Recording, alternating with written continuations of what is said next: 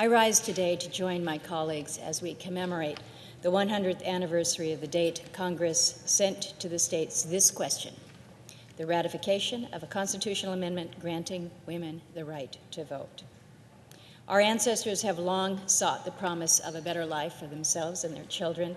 Many of our forebears came to this country seeking religious liberty, economic security, or personal freedom.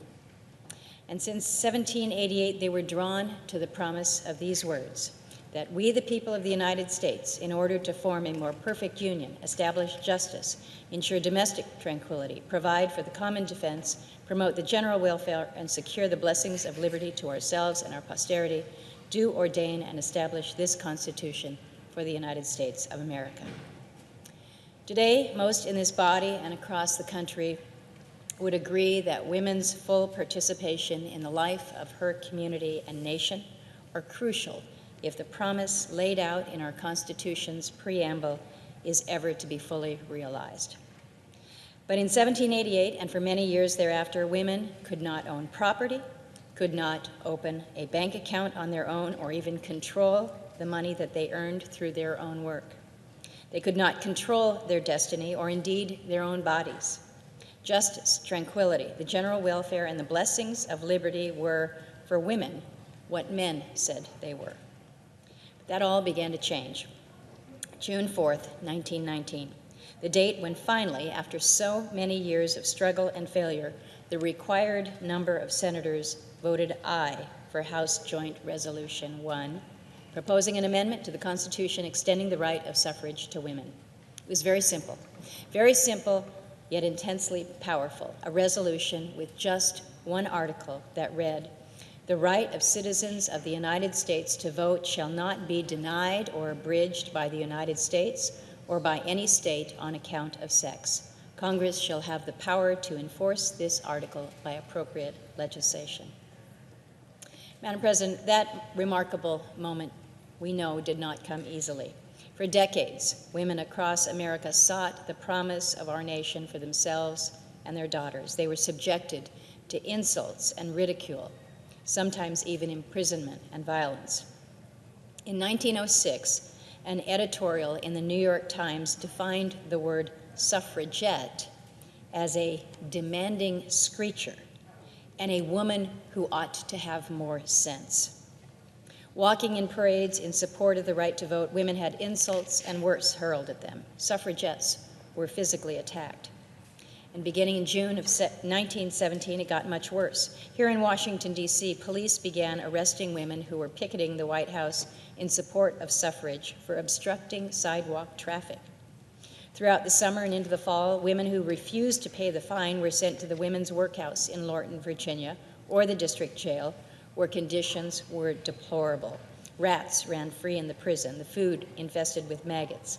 Alice Paul, a leader of the National Women's Party, and about 71 other women began a hunger strike while in jail, and for months suffered force feeding of raw eggs in milk through nasal gastric tubes.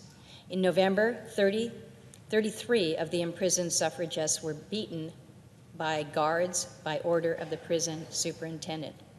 One woman's hands were handcuffed high above her head on the prison door for an entire night. Some were left unconscious. Sojourner Truth, Lucy Storn, Julia Ward Howe, Ida B. Wells, Mary Church Terrell, Alice Paul, and others are widely known as suffragist leaders. There were millions of others across the country doing what they could in their own families, in their own communities and states to advance women's rights. They marched, they protested, sewed flags and banners, and spoke up at homes and in their hometowns. And in the following 100 years since the Senate sent the women's right to vote to the states for ratification, the right to vote gave women the power to change their lives and to impact our nation in so many positive and profound ways. And as a result, our nation has made incredible strides. Today, in 2019, it may be difficult for some to imagine an America without women leaders in every conceivable endeavor. Amazing women have contributed to our nation in countless ways, both large and small. So we've moved from the horse and the buggy era to putting a man on the moon. But that man would not have gotten there and back without women mathematicians and engineers. And while few colleges admitted women a century ago, by 1980, more women than men earned bachelor's degrees. Since 1919, women are able to enter any profession for which they're qualified, keep their own wages, start and run corporations, lead scientific and medical advances, and fly into space. Women have the right to be heard in the halls of Congress and their children's schools. We're allowed to determine the guilt or innocence of an accused and volunteer as poll workers. We can inherit property, run the Iditarod, become mayors and governors, and we not only run for office, but we can vote for ourselves. Women can and do anything that we put our minds to it.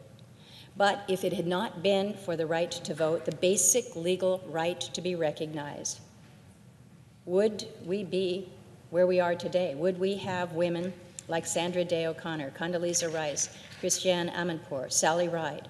Would we have the benefit of the voices of countless American women who share their views with Congress because they know that their opinions, backed up by their votes, matter on issues as varied as childcare, climate change, and national security? Would the young women of today have the faith that they really can do anything that they set their minds to? Maybe not.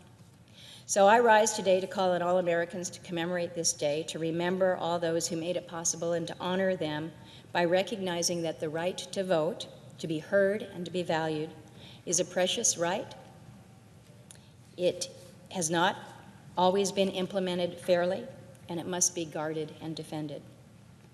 And Mr. President, as we look to honor the past, we must also acknowledge that, like our ancestors, we got more progress to do. Gaining the right to vote was the first step toward full equality, but despite the passage of the Civil Rights Act that makes discrimination on the basis of sex illegal, despite the Equal Pay Act and the Pregnancy Discrimination Act, our Constitution gives us the right to vote, but does not protect us from discrimination.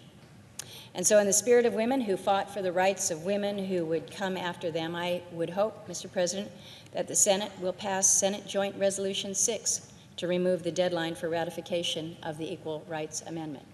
That'll be something that we'll bring up at another point in time. But today, I'm able to stand with my friends and my colleagues here in the Senate as we recognize and honor those who paved the way and have allowed for this right to vote, that right and value to be heard. And with that, Mr. President, I yield the floor.